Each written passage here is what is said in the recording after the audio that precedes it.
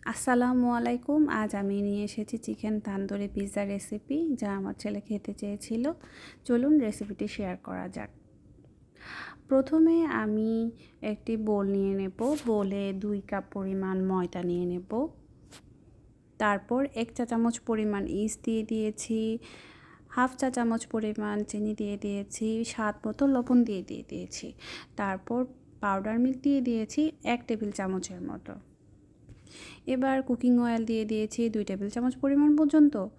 তারপর ভালোভাবে এটা হাত দিয়ে মেখে নেব।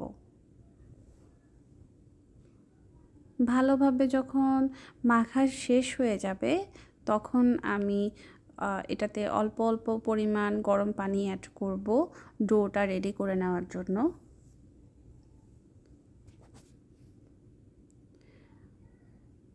এখানে আমার 1 কাপের চেয়ে কম পরিমাণ গরম পানি লেগেছিল।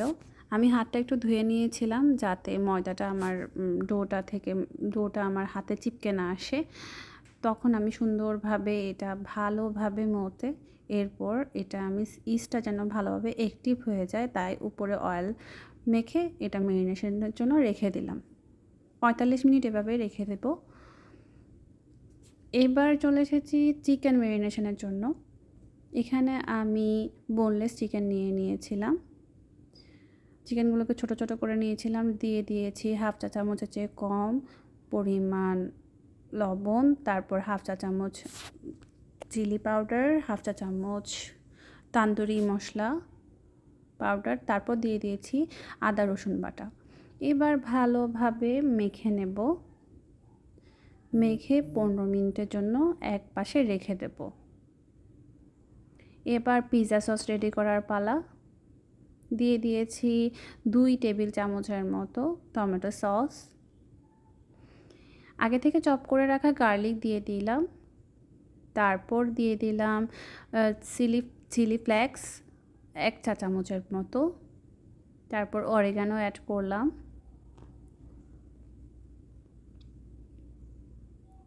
তারপর দিয়ে দিলাম লবণ পরিমাণ মতো, স্বাদ মতো।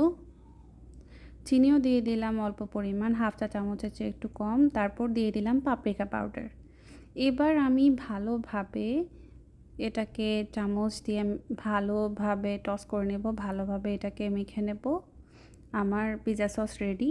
এরপর আমি একটি ফ্রাইং প্যানে দিয়ে দিয়েছি কুকিং অয়েল। চিকেনগুলো ম্যারিনেশন করে রেখেছিলাম, তা ভালোভাবে ফ্রাই করে নেব, পানি ভালোভাবে অ্যাবজর্ব হয়ে যাওয়ার পর পর্যন্ত। এরপর দিয়ে দিয়েছি সবুজ এবং লাল ক্যাপসিকাম, তা আমি শ্যালো ফ্রাই করে নেব। আমার চিকেন এবং ক্যাপসিকাম রেডি। এবার আমি পিৎজা ডোটাকে দেখছেন ভালোভাবে এটা অ্যাক্টিভ হয়ে গিয়েছে। এবার এটা আমি ভালোভাবে মথে নেব।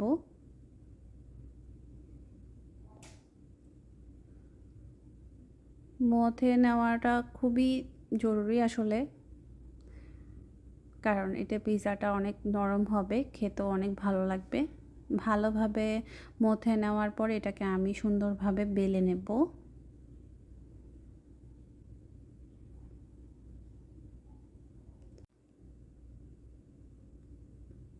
গোল করে এটা একটা পিৎজা ডোটাকে গোল করে বেলে নেব। এরপর আমি মেখে দিচ্ছি এখানে পিৎজা সস। সব দিকে ভালোভাবে চামচের সাহায্যে পিৎজা সসটি মেখে দেব। আমি এখানে কাঁটা চামচ দিয়ে ফুটো করতে ভুলে গিয়েছিলাম। প্রথমেই এটা করে নেওয়া ভালো। আমি যাই হোক পরে এটা ভালোভাবে ফুটো করে নিয়েছিলাম। তারপর দিয়ে দিচ্ছি চিকেন, ফ্রাই করে রাখা চিকেনগুলো সব দিকে ছড়িয়ে দেব। তারপর ভালোভাবে যখন চিকেনগুলো ছড়িয়ে দেওয়ার পর দিয়ে দিচ্ছি চিজ।